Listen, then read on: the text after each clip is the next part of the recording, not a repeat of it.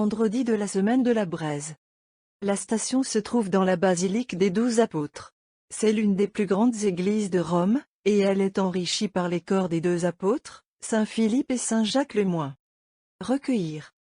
Sois propice, Seigneur, à ton peuple et fortifie avec miséricorde ceux qui, par ton aide, tu te dévotion. Par Jésus-Christ notre Seigneur. Amen. Épître. Leçon du prophète Ézéchiel 18 2.20-26. Ainsi dit le Seigneur Dieu, l'âme qui pêche, la même mourra, le Fils ne supportera pas l'iniquité du Père, et le Père ne supportera pas l'iniquité du Fils, la justice du juste sera sur lui, et la méchanceté des méchants sera sur lui. Mais si les méchants font pénitence pour tous ses péchés, qu'il a commis, et gardent tous mes commandements, et font le jugement et la justice. Vivant, il vivra et ne mourra pas. Je ne me souviendrai pas de toutes ces iniquités qu'il a faites. Dans sa justice, qu'il a rendue, il vivra. Est-ce ma volonté qu'un pécheur meure, dit le Seigneur Dieu, et non qu'il soit converti de ses voies et vive?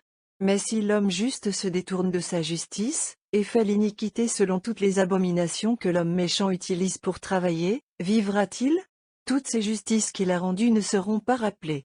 Dans la tergiversation, par laquelle il a tergiversé, dans et dans son péché, qu'il a commis, en eux il mourra. Et vous avez dit, la voix du Seigneur n'est pas juste. Écoutez-vous, donc, ô maison d'Israël. Est-ce que c'est ma voix qui n'est pas juste, et qui n'est pas plutôt la voix perverse?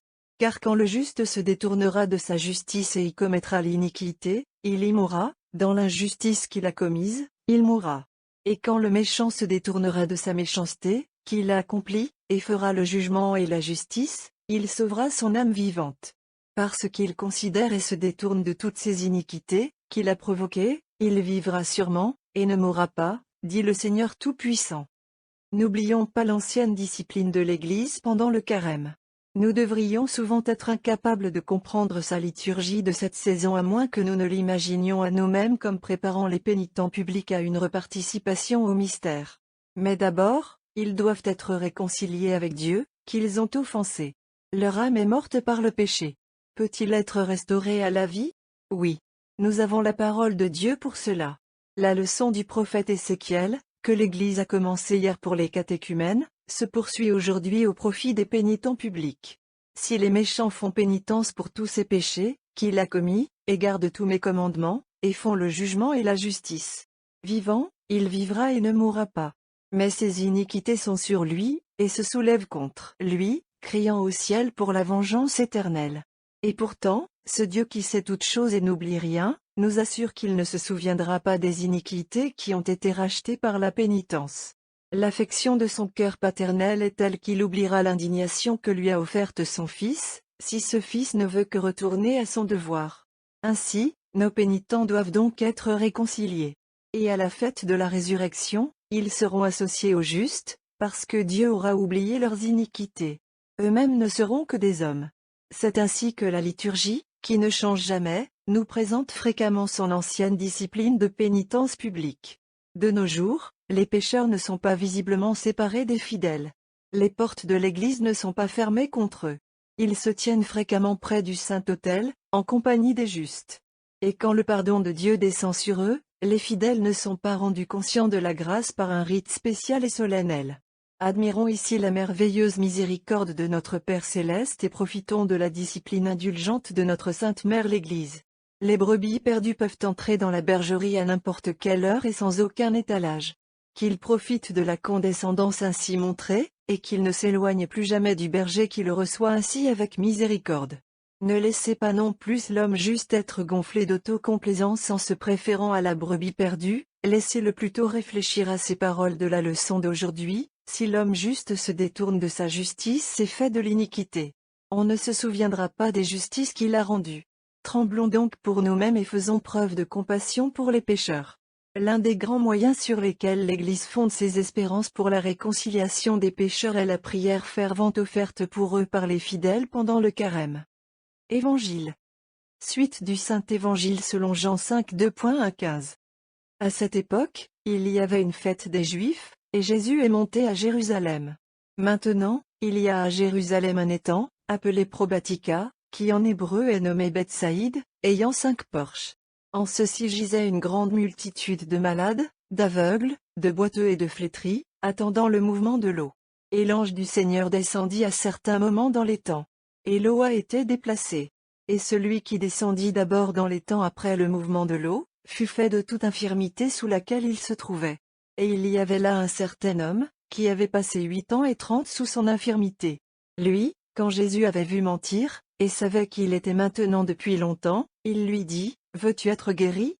L'infirme lui répondit, « Monsieur, je n'ai pas d'homme, quand l'eau est troublée, pour me mettre dans l'étang. Car, pendant que je viens, un autre descend devant moi. » Jésus lui dit, « Lève-toi, prends ton lit et marche. » Et immédiatement l'homme fut guéri. Et il prit son lit et marcha. Et c'était le sabbat ce jour-là.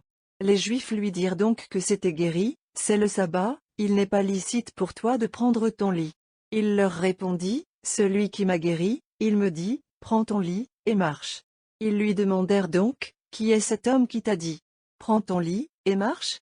Mais celui qui était guéri, ne savait pas qui c'était, car Jésus s'est éloigné de la multitude qui se tenait à la place. Ensuite, Jésus le trouva dans le temple, et lui dit, « Voici que tu es guéri, ne pêche plus, de peur qu'une chose pire ne t'arrive. » L'homme a suivi son chemin et a dit aux Juifs que c'était Jésus qui l'avait guéri. Revenons à nos pénitents de l'ancienne discipline de l'Église. Ceux d'aujourd'hui, et nous-mêmes, pouvons facilement faire une application pratique des réflexions suggérées par l'Évangile. Le prophète vient de nous dire que Dieu est toujours prêt à pardonner à un pécheur pénitent. Mais comment ce pardon doit-il être administré? Qui doit prononcer la sentence d'absolution? La réponse est donnée dans notre Évangile. Celui qui avait été 8 et 30 ans sous son infirmité est une figure du pécheur invétéré. Et pourtant il est guéri, et récupère l'usage de ses membres. Comment le remède a-t-il été apporté? Tout d'abord, l'homme infirme dit à Jésus, « Je n'ai pas d'homme, quand l'eau est troublée, pour me mettre dans l'étang. » L'eau l'aurait guéri. Mais observez, il a besoin d'un homme pour le conduire à l'eau. Cet homme est le Fils de Dieu, et il s'est fait homme pour nous guérir. En tant qu'homme, il a reçu le pouvoir de pardonner les péchés. Et avant de quitter cette terre, il donne ce même pouvoir aux autres hommes, et leur dit, « Dont vous pardonnerez les péchés, ils leur sont pardonnés. » Jean 20. 23. Nos pénitents doivent donc être réconciliés avec Dieu en vertu de ce pouvoir surnaturel, et l'infirme, qui prend son lit et marche, est une figure du pécheur, dont les péchés lui ont été pardonnés par l'Église, par la puissance divine des clés. Au IIIe siècle, un hérétique nommé Novatian enseignait que l'Église n'avait pas le pouvoir de pardonner les péchés commis après le baptême. Cette doctrine a été condamnée par les conciles et les saints docteurs de l'Église.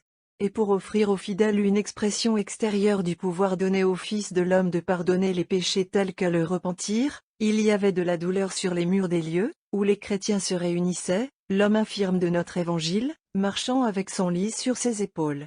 Ce symbole consolant est fréquemment rencontré dans les fresques qui ont été peintes, même à l'âge des martyrs, dans les catacombes romaines. Il nous montre comment les premiers chrétiens ont appris à comprendre ce passage de l'Évangile, que l'Église, il y a maintenant tant de siècles, a assigné à ce jour. L'eau de la probatica était aussi un symbole. Et ici notre Évangile transmettait une instruction spéciale aux catéchumènes. C'est par l'eau qu'ils devaient être rendus entiers, et par l'eau dotée d'une vertu surnaturelle. Les temps miraculeux de Jérusalem ne pouvaient guérir que le corps, et cela à de rares intervalles, et la faveur ne pouvait être conférée qu'à un seul individu. Mais maintenant que l'ange du Grand Conseil est descendu du ciel et a sanctifié les eaux du Jourdain, la probatica est partout. Elle donne la santé aux âmes des hommes, sans aucune limitation de temps ni de nombre. L'homme est le ministre de cette grâce. Mais c'est le Fils de Dieu, devenu le Fils de l'homme, qui œuvre par le ministre humain. Considérons aussi la multitude de malades qui, comme nous le dit l'Évangile, attendaient le mouvement de l'eau. Ils représentent les différentes classes de pécheurs qui cherchent, pendant ce temps saint, à se convertir à leur Dieu. Il y a les malades, ou, comme le dit le mot latin, les langourides. Ce sont les tièdes, qui n'abandonnent jamais complètement leurs mauvaises habitudes. Ils sont les aveugles, ce sont eux dont l'œil spirituel est mort. Il y a les boiteux, qui boitent et faiblissent sur le chemin du salut, et enfin, il y a les flétris, qui semblent incapables de faire une seule bonne action. Tous attendent le moment favorable. Jésus sera bientôt avec eux, et dira à chacun d'eux, « Veux-tu être guéri ?» Laissez-les répondre à cette question avec amour et confiance, et ils seront guéris. Inclinez-vous la tête devant Dieu. Écoutez-nous gracieusement, ô Dieu, et manifestez la lumière de ta grâce à nos âmes. Par le Christ notre Lord. Amen. Adressons-nous au médecin céleste de nos âmes, dans ces paroles du triodion de l'Église grecque. Hymne. Feriavi. Hebdomadei. G. Juniorum. Ô Seigneur, dont la passion a mérité pour nous la délivrance de nos passions, accorde-toi que mes affections charnelles soient étanchées par la vertu de ta divine croix, et que je contemple ta sainte résurrection. Ô source de pureté, Sauveur très miséricordieux, préserve-nous par le mérite de ce jeûne. Voyez-nous ici prostrés devant toi. Ne dédaignez pas nos mains levées, ô Seigneur souverain des anges, qui ont tendu tes mains sur ta croix pour toute l'humanité. Les pièges de l'ennemi m'ont impliqué dans les ténèbres, éclaire-moi, ô Christ, qui, suspendu à la croix, obscurcis le soleil, et apporte à tes fidèles les rayons du pardon. Puis-je marcher à la lumière de vos commandements et, étant purifié, arriver à l'éclat de ta résurrection salvatrice. Toi, mon Sauveur, et Christ. Point d'exclamation suspendu comme une vigne sur le bois de la croix, n'a pas enrichi toute la terre avec le vin de l'immortalité. C'est pourquoi je te crie, j'ai été misérablement aveuglé par l'ivresse du péché, mais tu m'as donné le doux rafraîchissement d'un vrai scrupule, accorde-moi, maintenant, la force de jeûner des plaisirs pécheurs, car tu es un Dieu bon et miséricordieux. Ô merveilleuse puissance de ta croix! C'est ta croix qui a fait fleurir la plante de l'abstinence dans l'Église, après avoir déraciné la vieille intempérance d'Adam en Éden. De l'intempérance vint la mort sur l'humanité. Mais de l'autre, le courant toujours pur de l'immortalité coulait sur le monde, car de ton côté, comme d'une découverte du paradis, coulait ton sang vivifiant, mêlé d'eau, et de ceci toutes les créatures ont reçu la vie. C'est pourquoi nous te supplions, ô Dieu d'Israël, de nous accorder, dans ta grande miséricorde, afin que nous puissions faire l'expérience des délices sucrées du jeûne. Égal. Ce texte est tiré de l'année liturgique, écrit par Dom Prosper Guéranger.